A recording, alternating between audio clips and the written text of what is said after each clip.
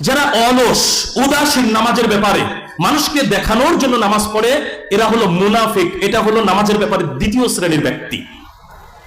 যারা নামাজে অলসতা করে, অমনোযোগী, উদাসীন, মানুষকে দেখানোর জন্য নামাজ পড়ে, এরা কারা? এরা মুনাফিক। আল্লাহ সুবহানাহু ওয়া তাআলা বলছেন সূরা নিসা 142 নম্বর আয়াত, ওয়া ইযা ক্বামু ইলা সালাতি ক্বামু কুসালা, যখন মুনাফিকরা সালাতে দাঁড়ায় তখন তারা শৈথিল্যের সাথে দাঁড়ায়, অলসতার সাথে দাঁড়ায়। ইউরাউনান নাস, মানুষকে দেখানোর জন্য তারা সালাতে দাঁড়ায়। ওয়ালা ইয়াযকুরুনাল্লাহা ইল্লা কলিলা, তারা অল্পই আল্লাহকে স্মরণ করে থাকে। মুনাফিকদের তিনটা বৈশিষ্ট্যের কথা এখানে উল্লেখ করা হলো। তার একটি হচ্ছে মুনাফিকরা সালাতে অলসতা করে, সময় মতো সালাত আদায় করে না, সালাতে দাঁড়ায় অলসতা ভরে, অমনোযোগিতার সাথে দাঁড়ায়। সব কাজে শক্তি সামর্থ্য আছে, সালাতে দাঁড়ালে মনে হয় যে ওর শরীরে কোনো শক্তিই নাই। দুনিয়ায় সমস্ত জায়গায় হেঁটে বেড়াচ্ছে, কাজ করে বেড়াচ্ছে, মসজিদে গিয়ে চেয়ার আর টুল খুঁজে বেড়ায়। এই তো অবস্থা আমাদের, সব কাজ করে কিন্তু মসজিদে গিয়ে টোল আর চেয়ার খুঁজে বেড়াচ্ছে। আজকে চেয়ারটা একটা ফ্যাশন হয়ে গেছে আমাদের জন্য। যার সমস্যা আছে সেও চেয়ারে বসে, যার সমস্যা নাই সেও চেয়ারে বসে, আরামদায়ক নামাজ খোঁজে। অথচ চেয়ারে বসলে সালাতের গুরুত্বপূর্ণ রুকন, যেগুলো ফরজ বিধান, সিজদা, রুকু, চেয়ারে কি ঠিকঠাক আদায় হয়? কষ্ট হলেও তো ঠিকঠাক রুকনগুলো আদায় করা দরকার ছিল। সমস্যা থাকলেও চেয়ার খুঁজি, সমস্যা না থাকলেও চেয়ার খুঁজি। মুনাফিকের তিনটা বৈশিষ্ট্য এখানে আল্লাহ উল্লেখ করেছেন। এক, সালাতে অলসতা সহকারে দাঁড়ায়, অমনোযোগিতার সাথে দাঁড়ায়, শৈথিল্যের সাথে দাঁড়ায়। আর দুই নম্বর হলো মানুষকে দেখানোর জন্য সালাতে দাঁড়ায়।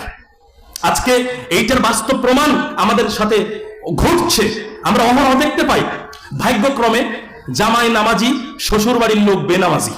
শ্বশুর জামাইয়ের বাড়িতে চলে এসেছে, জামাই জোহরের সালাতে যাচ্ছে, শ্বশুর তো এখন নিরুপায়। এখন জামাইয়ের সাথে সেও সালাতে গেল। বলেন এই শ্বশুরের সালাত আল্লাহর জন্য না জামাইকে দেখানোর জন্য? ভাগ্যক্রমে মনে করেন শ্বশুর নামাজি, এখন টাকা পয়সার চাকরি দেখে বেনামাজি জামাই দেখে বিয়ে দিয়েছে। এবার বেনামাজি জামাই শ্বশুর বাড়িতে এসেছে, শ্বশুর এখন সালাতে যাচ্ছে, জামাই নিরুপায় না?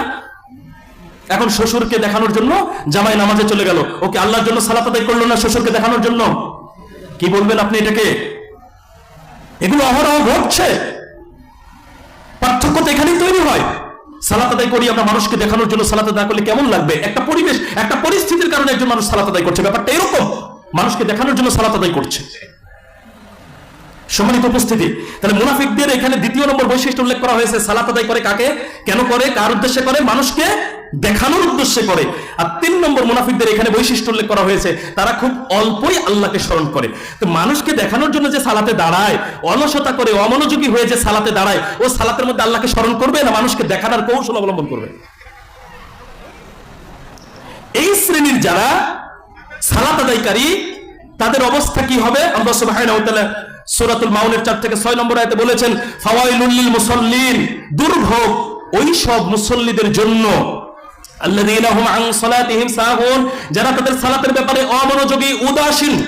আল্লাযীনা হুম ইউরাউন, যারা তাদের সালাত আদায় করে দেখানোর জন্য, লোক দেখানোর জন্য, মানুষকে দেখানোর জন্য, এদের জন্য দুর্ভোগ, এদের জন্য ধ্বংস। তাহলে সালাত আদায় করেও এক শ্রেণীর মানুষ সফল হবে না, ধ্বংস হয়ে যাবে। তারা কারা? যারা সালাতে উদাসীন, সালাতে অমনোযোগী, যারা সালাত মানুষকে দেখানোর জন্য করে, তারা সালাত আদায় করেও ব্যর্থ, সফল হতে পারবে না।